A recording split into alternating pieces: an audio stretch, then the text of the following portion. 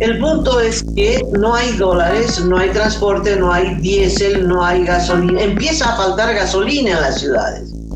Desde las 2 de la mañana estamos aquí esperando y pide el señor policía, le digo, no sabe nada, yo no soy nada de seguridad. Ahora nos dice que no hay sistema. Bueno, es como un volcán, ¿no? Estamos viendo apenas la humareda, pero el volcán social va a estallar en algún momento. Buen día, señor. ¿Usted desde qué hora ha hecho fila, por favor, y qué le han dicho? Buenos días, desde las 2 de la mañana y ¿sabe qué? Hemos hecho toda la noche fila y esta mañana a las 7 de la mañana empiezan a vender y a las 8 ya supuestamente ya no hay. Entonces, de verdad se necesita un gobierno. No hay dólares, no hay carburantes, no hay gobierno. Describir la situación del país es como describir la situación de una familia. De pronto ganás la mitad de lo que ganabas. No tenés ahorros porque el jefe de la casa se lo gastó todo. Y aún así, no haces ningún cambio en tu estilo de vida. Vivís prestándote dinero para tapar los huecos de tu irresponsabilidad. Y te negás a aceptar que es coyuntural. Y de paso, le echás la culpa a otro.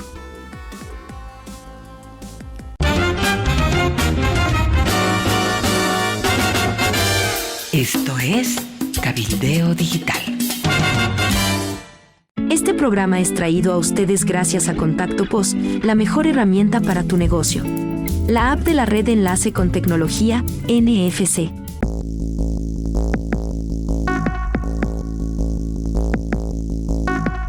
Sí, es como si estuviéramos cayendo por un despeñadero, Cacho, y cada vez que caemos a la profundidad toma velocidad la caída y no hay quien detenga esta situación. En esa caída la producción se va paralizando, empieza a haber desazón, empieza a haber falta de perspectiva, de esperanza, y estos paros que estamos mencionando me parece que solo son la punta del iceberg de un gran conflicto social.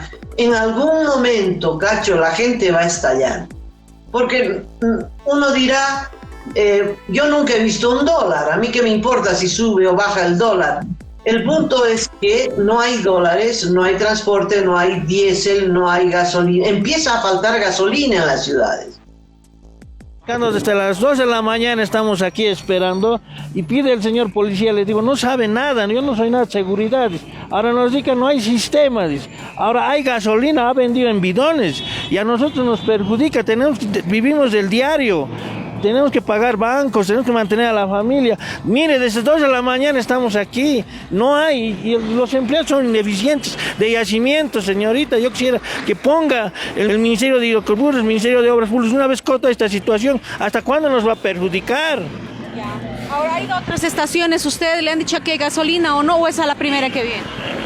Esta es la primera que vengo, pero al frente están vendiendo ya normal.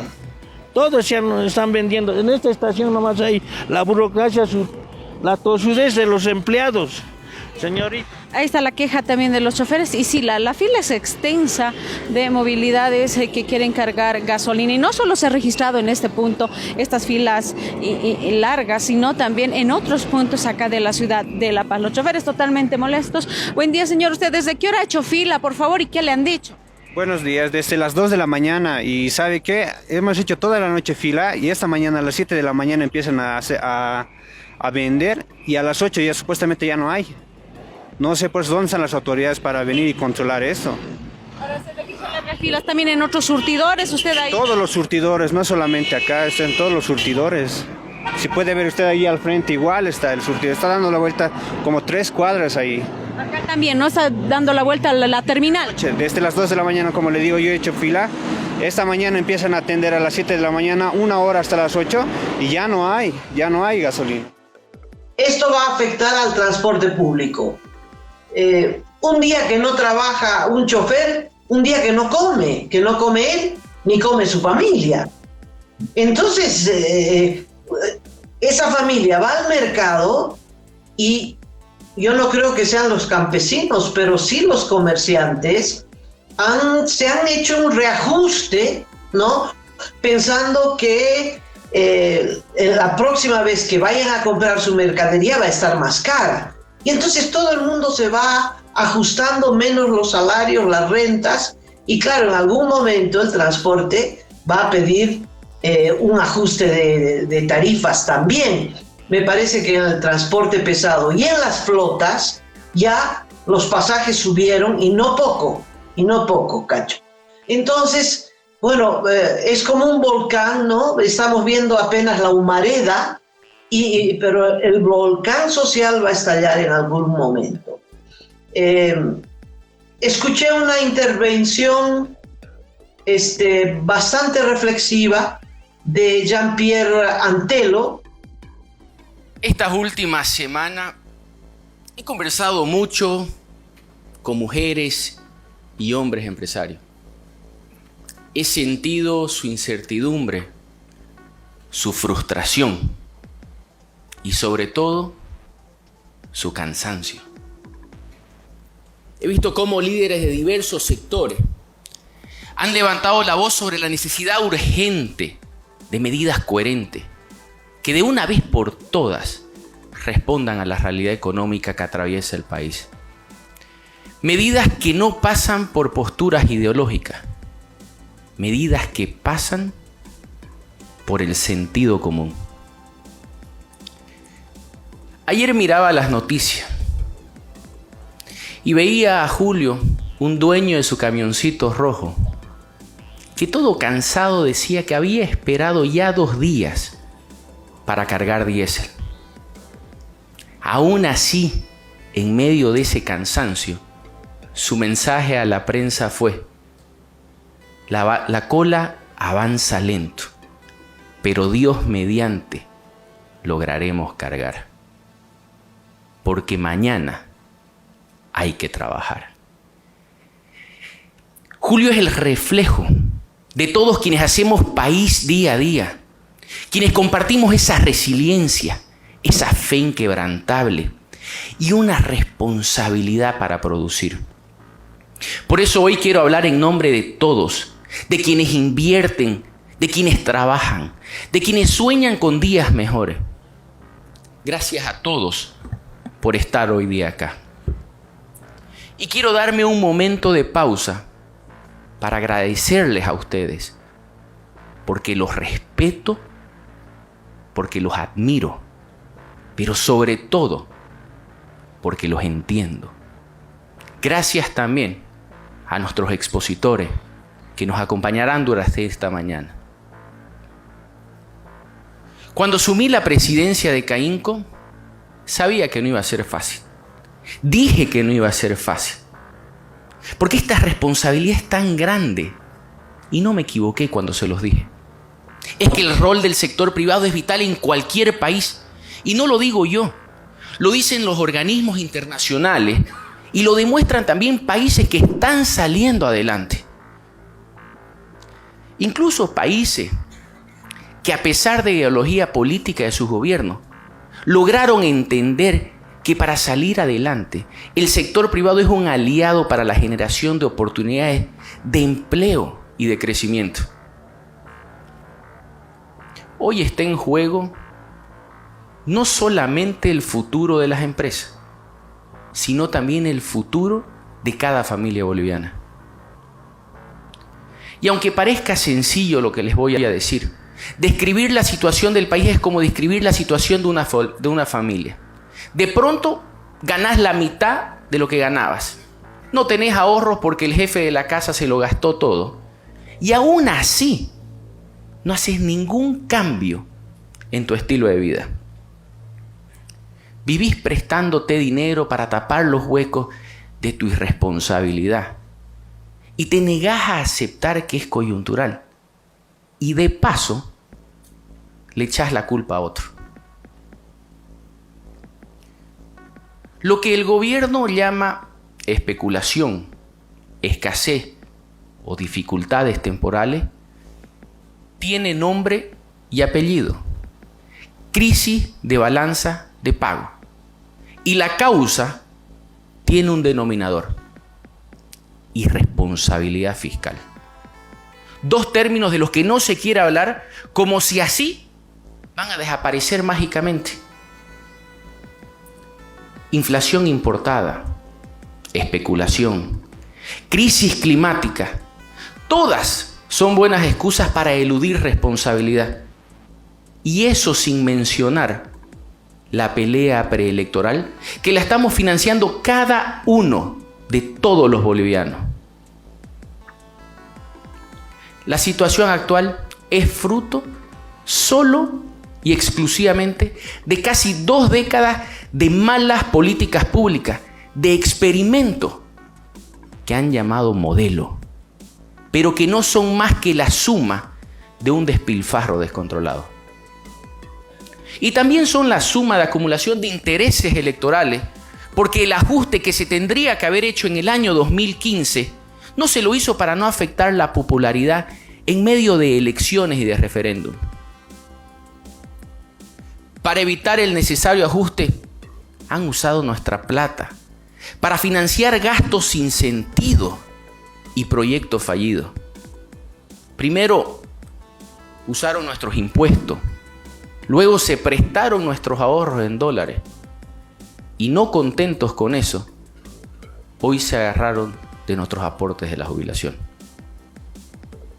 Y qué paradoja. Antes esa plata de nuestra jubilación era un crédito de vivienda social o un microcrédito productivo. Hoy esa plata financia los huecos del tesoro, el sueldo de funcionarios públicos, la propaganda política y empresas públicas deficitarias. El llamado modelo económico funcionó mientras había plata.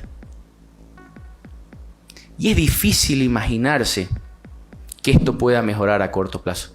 Y se los digo con franqueza, con una profunda tristeza, pero sobre todo con mucha preocupación.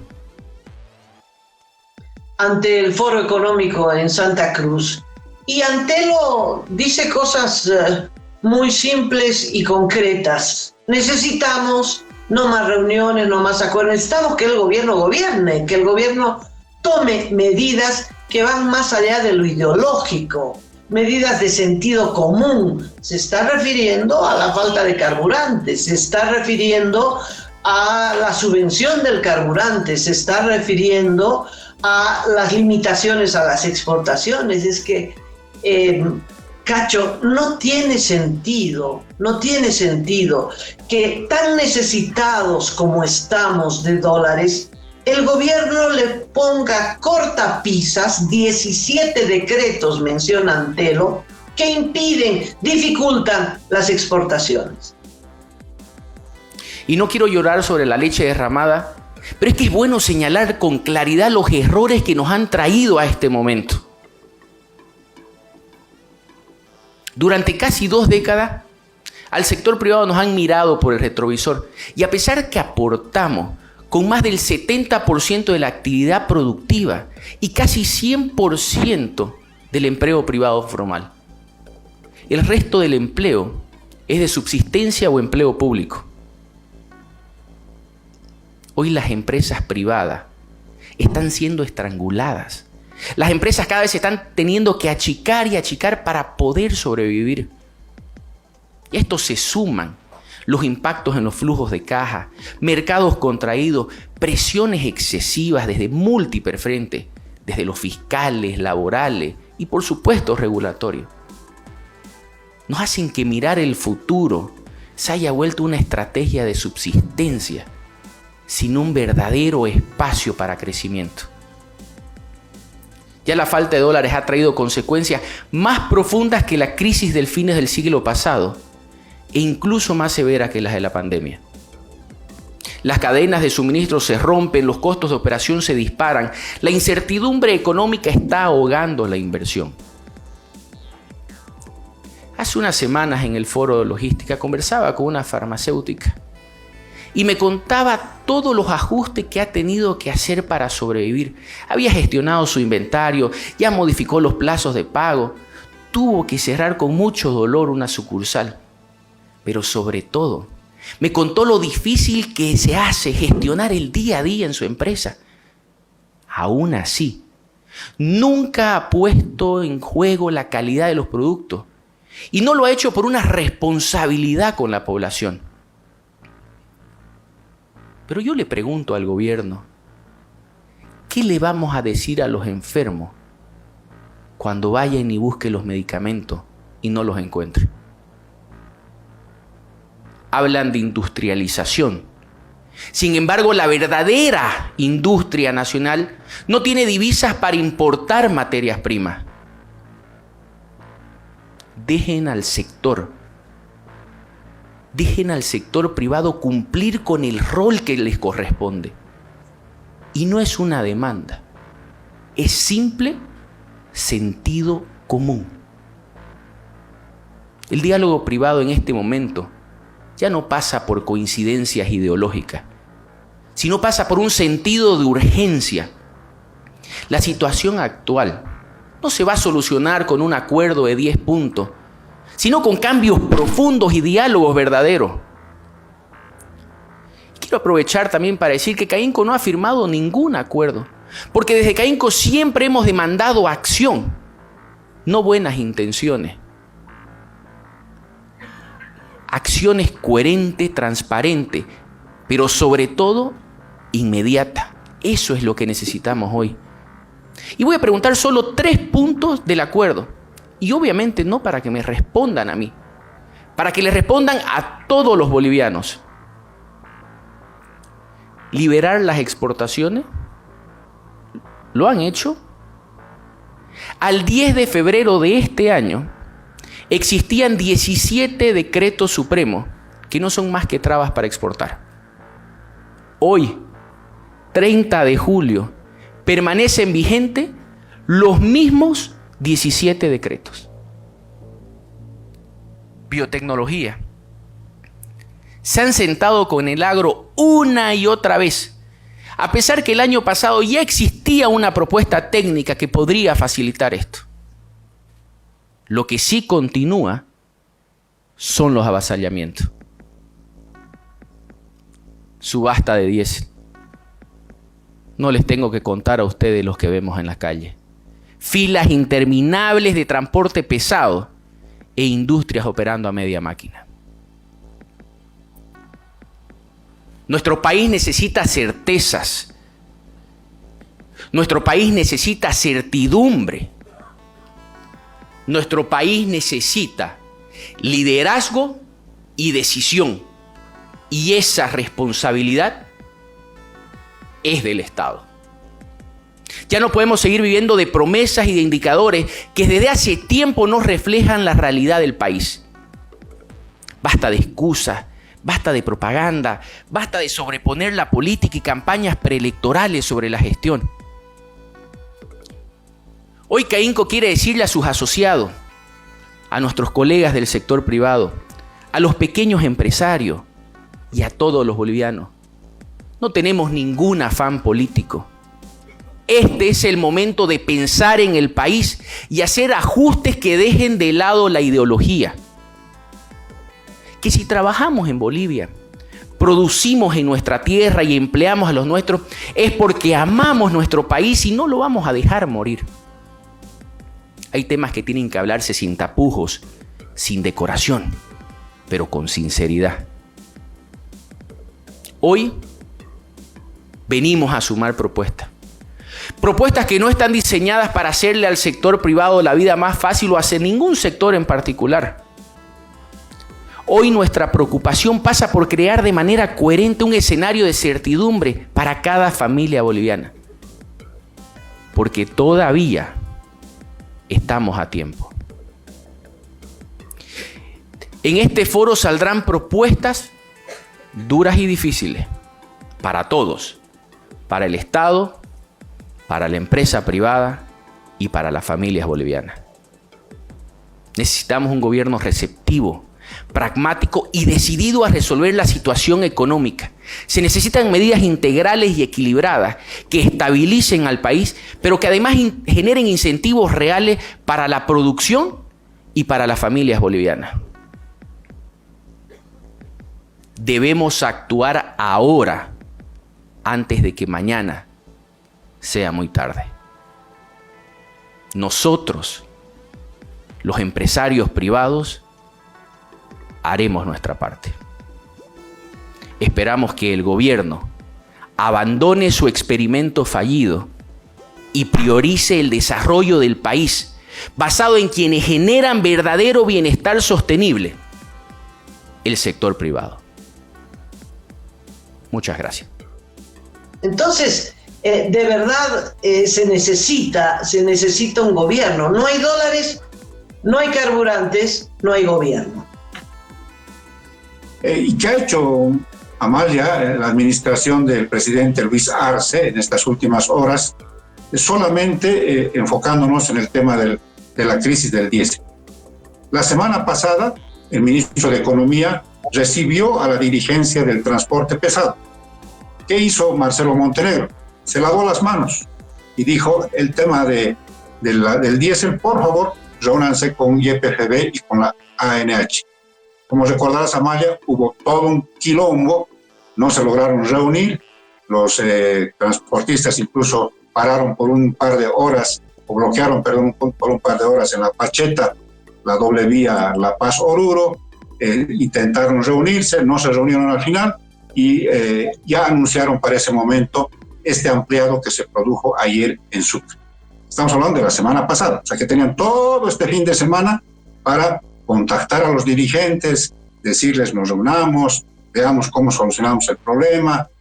Nada, no ocurrió nada, Amalia, por lo menos que se sepa con carácter público. Entonces, los transportistas cumplieron ayer su ampliado, anunciaron el ampliado, se reunieron, efectivamente adelantaron la medida para este miércoles porque estaba programado que arranque el jueves 1 de agosto, pero la adelantaron. Y hace rato, Amalia, el ministro que se lavó las manos, los invitó a una reunión hoy y no se sabe si van a asistir.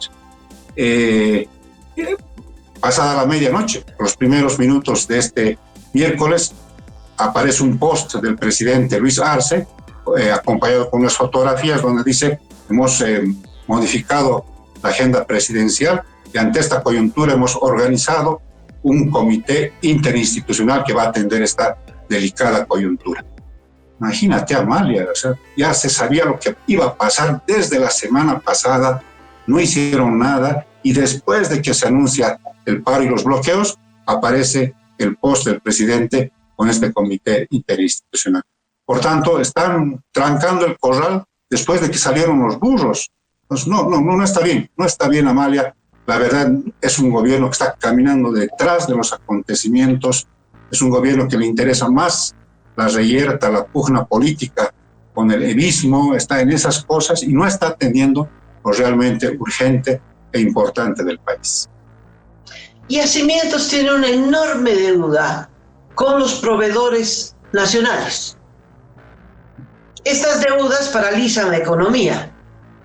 Supongamos, Cacho, que Yacimientos te contrata para transportar gasolina de un punto a otro.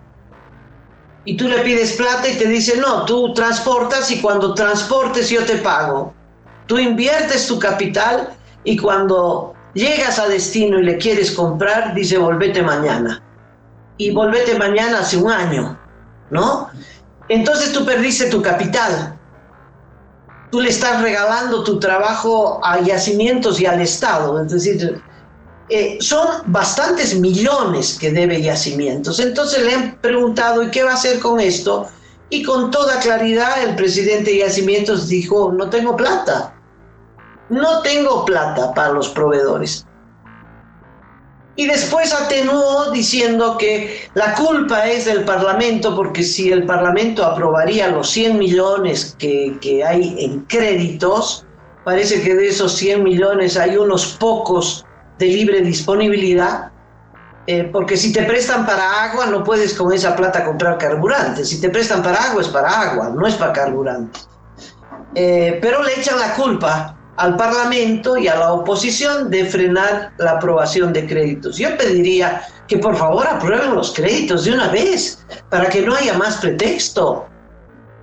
aprueben los créditos, sea para lo que sea. Si el gobierno cree que con esos créditos va a resolver el problema, por favor, aprueben los créditos. Pero el señor de IPFB dijo, nos tienen bloqueados los créditos, si podríamos disponer de esa plata, podríamos pagar a los proveedores.